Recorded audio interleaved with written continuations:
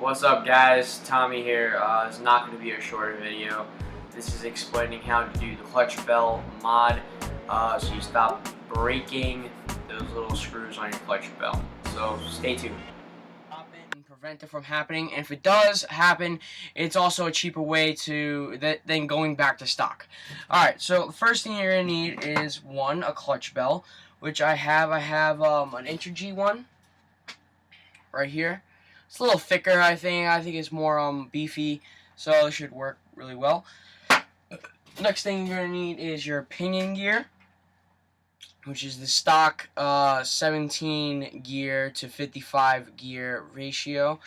Next thing up, you're going to need, now I know it's a fact that if you're going to try to do the 3/4, it's not going to work. Okay, I'm going to put all the model numbers and everything, but let's start this off strong. You're going to need a number 8x32 nut, which is a locking nut. Make sure it is stainless. It looks like this. Has a little plastic seal on it. And you want to make sure you get the lock nut. And make sure it's stainless. Alright, not anything hard to remember. Next you're going to need either the 1" or the 1/4 number 8x32 stainless steel screw. Okay, these are machined screws. Make sure they are stainless. That's a really strong steel. So, or metal, I should say. You want to either go with the 1". Let me show you. The 1" is right there. Or you want to go with 1" and 1/4. Alright, I'm going to go with the 1" and 1/4 today. The 1" is if you want to make it look really neat. I feel like the extra 1/4 is necessary for, I don't know, I think it's necessary. Alright, so the next thing you're going to need is some lock washers, which I should have here somewhere. Here they are. Ow. These are the number 8 lock washers. Number 8 is, I'm pretty sure it's millimeters, so you want to make sure everything's number 8 and the 32 is the thread, I think. Yeah, I'm pretty sure it's the thread. Alright, so let's open this up. So what you're going to need is, you're going to need one screw. You're going to need one lock nut, and you're going to need one lock washer. Alright, you can put everything else aside. Now it is optional, and I know this is a fact that it's just as good if you take the machined nuts, screw nuts, number 8x32 screw nuts, and you double up on these to where you're actually putting 2 nuts on one end of the screw, and that's also good. That's actually a better, like more an improvement than using the lock nut. But I'm going to be testing both of them. Whether or not they work, I'm not going to know until I try it. I actually tried this before, and it does work. Everything works perfect. But I used the 3/4, and I didn't have enough grip on the lock nut, and it just vibrated out. So you want to stay within the 1" to 1" and 1/4 size, somewhere around there. Okay, you do not want to go anywhere lower. Alright, so we're gonna take your clutch bell, which is this right here. You're gonna need your screw, and what you need to do is, before you do anything, you need to actually drill a 5 32 bit, like this, stainless. This is a titanium bit, and you want to drill through the tip, making the hole bigger. You're doing that so a couple reasons is, one, to actually make your number 8 screw fit through the clutch bell, and you're also doing this to get the broken screw out. Now those screws, they're mainly made out of zinc, which is a really cheap metal, and it doesn't exactly last. It's not really good. So Now what you're gonna do is, oh, another thing to keep in mind is when you are screwing, you want to make sure you keep the drill straight. You want to make sure you keep it straight and you go right through. You don't curve it to the side, don't curve it to the left, forward, whatever. You want to make sure it's straight on. Alright, so now you're going to take a screw, you're going to put it through the back end, and you might have some trouble with this. So what I suggest is you take a hammer and you hit it through. Actually, you know what you can do? Even better, what you can do is you can take a drill, get a screwdriver. I'm going to say a number 2 driver, and you're going to drill it through.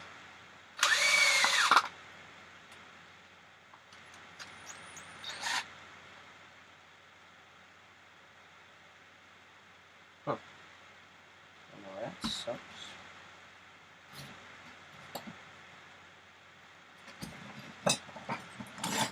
If your screw is not fitting because it seems like the head of the screw is not fitting, you can take a Dremel and you can just sand it.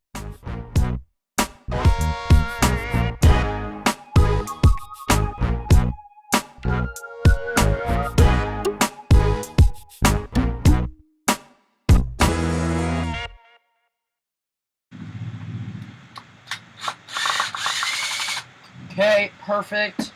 Alright, so see what I did was I kind of sanded down the top head of the screw so it'll be able to fit through the enclosed area. Now, it's important to make sure this happens. You want to make sure that it goes all the way down to the bottom so you have that long edge where you're going to be attaching your screw, your clutch bell, etc. So, next thing you got to do is you got to get your vented clutch bell housing, which is this right here. Okay, very good. Alright, and you want to make sure your bearings are in there, and you want to put this through, like this. Okay? Good. Perfect. Alright, now, next step, you want to get your pinion gear, and you want to put it in place as if it was going to be going on. Awesome. If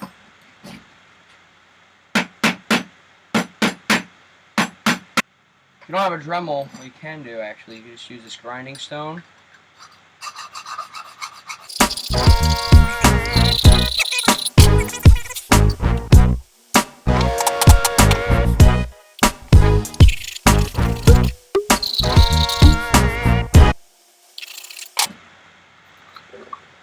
Perfect. Okay, there you go.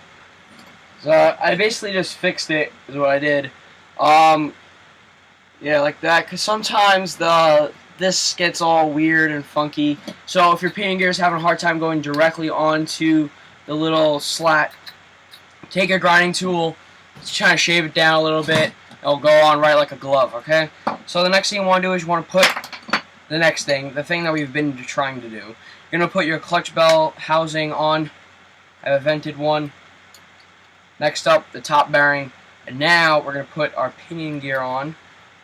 As such, you're going to get your lock washer. You're going to put it on the screw. That should go down in there first. Next up, your nut. And you're going to kind of thread the nut on just a little bit. Alright, next thing you need is a wrench. Where'd it go? A socket wrench. Where did my socket? There it is. Alright, here's your socket wrench. The size should be 9 from Cobalt. It's a metric 9 works. Alright, tighten it.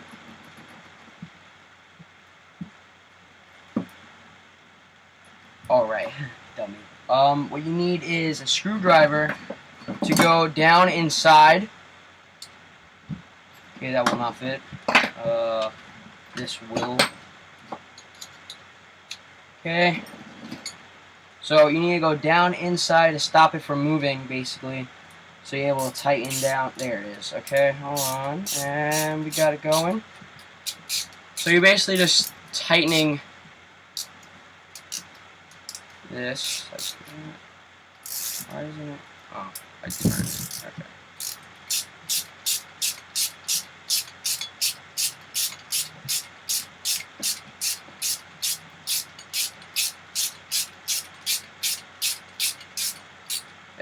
Okay, so now that you have it like this, I want to make sure it gets really nice and tight. You don't want to strip the screw head or else you'll just be screwed. Okay. Alright, so I feel like that's tight enough. Now we're going to go ahead and install it onto our car.